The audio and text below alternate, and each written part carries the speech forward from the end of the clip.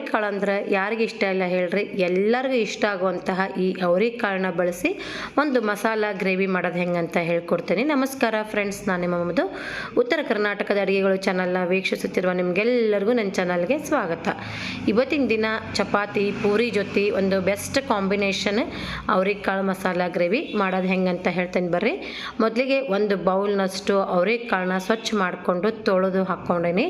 ಕುಕ್ಕರ್ಗೆ ಹಾಕ್ಕೊಂಡು ಒಂದು ಸ್ವಲ್ಪ ಉಪ್ಪು ಹಾಕಿ ಒಂದು ಕಪ್ನಷ್ಟು ನೀರು ಹಾಕಿ ಸ್ವಲ್ಪ ಮೆತ್ತಗಾಗೋವರೆಗೂ ಬೇಯಿಸ್ಕೊಳ್ರಿ. ಬೇಯಿಸಿ ಒಂದು ಕಡೆ ಇಟ್ಕೊಳ್ರಿ. ಈ ಕಡೆ ಮಸಾಲಕ್ಕೆ ಏನೇನು ಬೇಕಂತ ಹೇಳ್ತೇನೆ ನೋಡ್ರಿ. ಹಸೆ ಕೊಬ್ಬರಿ, ಬೆಳ್ಳುಳ್ಳಿ, ಮತ್ತು 2 ಚಮಚೆ ಕೊತ್ತಂಬರಿ ಕಾಳು, ಶುಂಠಿ, ಒಂದು 4-5 ಹಸಿಮೆಣಸಿನ್ಕಾಯಿ, ಕರಿಬೇವು, ಕೊತ್ತಂಬರಿ, 1 ಚಮಚ ಜೀರಿಗೆ, ಇವಿಷ್ಟನ್ನು ನಾವೊಂದು ಮಿಕ್ಸಿ ಜಾರ್ಗೆ ಹಾಕ್ಕೊಂಡು ಸ್ವಲ್ಪ ನೀರು ಹಾಕ್ಕೊಂಡು ನುಣ್ಣಗೆ ರುಬ್ಕೊಳ್ತೀನಿ. ಇದಕ್ಕೆ ಮಸಾಲ ಹಾಕೋದ್ರಿಂದ ಭಾಳ ಟೇಸ್ಟ್ ಅನಿಸುತ್ತೆ ನೋಡ್ರಿ. ಮಾಮೂಲಿ ಅವರೆಕಾಳು ಪಲ್ಯ ಮಾಡೋದಕ್ಕಿಂತ ಈ ಥರ ಒಂದು ಮಸಾಲ ಹಾಕಿ ಅವರೆಕಾಳನ್ನ ಮಸಾಲ ಮಾಡ್ಕೊಳ್ರಿ, ಮಸ್ತ್ ರುಚಿ ಅಂತ ಅನಿಸ್ತೈತಿ. ಈ ಕಡೆ ಒಂದು ಬಾಣಲೆ ಇಟ್ಕೊಂಡು ಅದಕ್ಕೆ 2 ಚಮಚದಷ್ಟು ಎಣ್ಣೆ, ಜೀರಿಗೆ, ಸಾಸಿವೆ, ಕರಿಬೇವಿನ ಸೊಪ್ಪು, ಆಮೇಲೆ ಒಂದು ಮೀಡಿಯಮ್ ಸೈಜಿನ ಉಳ್ಳಾಗಡ್ಡಿ ಹೆಚ್ಚಿಟ್ಕೊಂಡಿದ್ದೆ ಅದನ್ನು ಹಾಕ್ಕೊಳ್ತೀನಿ. ಸ್ವಲ್ಪ ಬಾಡಿಸ್ಕೊಂಡ್ಮೇಲೆ ಒಂದು ದೊಡ್ಡದ ಟೊಮೆಟೊನ್ನು ಹೆಚ್ಚಿಟ್ಕೊಂಡೀನಿ. ಜವಾರಿ ಟೊಮೆಟೊ ಹಣ್ಣನ್ನ ತೊಗೊಂಡೇನಿ. ಅದು ಒಂದು ಸ್ವಲ್ಪ ಹುಳಿ ಅಂತ ಅನಿಸುತ್ತೆ. ಇದು ಗ್ರೇವಿ ಐತೆಲ್ಲ, ಮಸಾಲ ಗ್ರೇವಿ ಮಸ್ತ್ ರುಚಿ ಅಂತ ಅನಿಸುತ್ತೆ. ಒಂದು ಟೊಮೆಟೊನ ಹಾಕ್ಕೊಂಡು ನಾವು ಕಾಳು ಬೇಯಿಸುವಾಗ ಉಪ್ಪು ಹಾಕ್ಕೊಂಡಿರ್ತೀವಿ ರೀ, ನೋಡಿ ಇನ್ನೊಂದು ಸ್ವಲ್ಪ ಉಪ್ಪು ಹಾಕ್ಕೊಳ್ರಿ. ಈಗ ನಲ್ಲಿ ಒಗ್ಗರಣೆಗೆ ಒಂದು ಸ್ವಲ್ಪ ಉಪ್ಪು ಹಾಕ್ಕೊಳ್ತೀನಿ.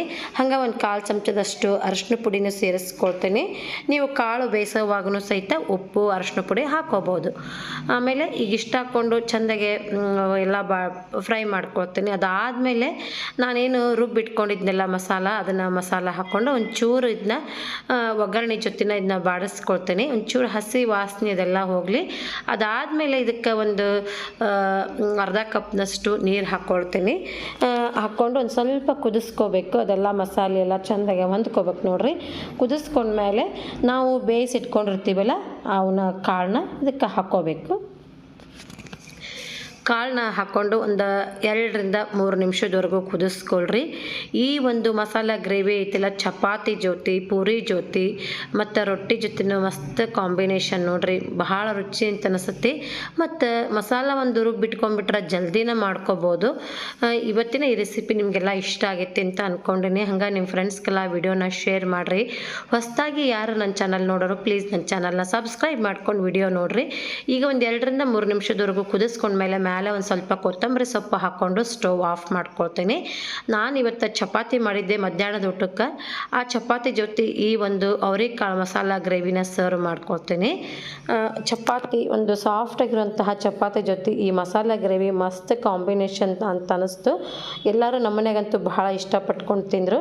ನೀವು ಮನೆಯೊಳಗೆ ಟ್ರೈ ಮಾಡಿರಿ. ವಿಡಿಯೋ ನೋಡಿದ ಎಲ್ಲರಿಗೂ ನಮಸ್ಕಾರ, ಧನ್ಯವಾದಗಳು. ಹಾಗೆ ಯಾವುದೋ ದುಡ್ಡಿನ ವ್ಯವಹಾರ